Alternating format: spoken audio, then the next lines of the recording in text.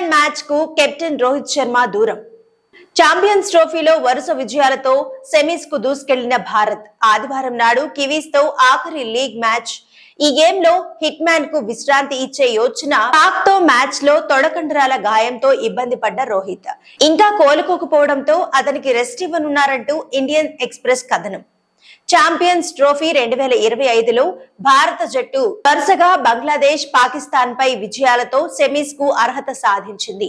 ఆఖరి league match ను మార్చి 2న New Zealand తో ఆడనుంది. అయితే పాకిస్తాన్ తో మ్యాచ్ లో టీమిండియా కెప్టెన్ రోహిత్ శర్మ తొడకండరాల గాయంతో ఇబ్బంది పడ్డ విషయం తెలిసిందే. తొడకండరాల నొప్పి నుంచి ఇంకా కోలుకోలేదని తెలుస్తోంది. బుధవారం నాడు 2 రోజుల విరామం తర్వాత భారత్ తిరిగి ప్రాక్టీస్ మొదలెట్టింది. అయితే రోహిత్ నెట్స్ లో బ్యాటింగ్ ప్రాక్టీస్ చేయలేదట. Strength and conditioning coach, physiotherapist ఆధ్వర్యంలో కేవలం జాగింగ్ మాత్రమే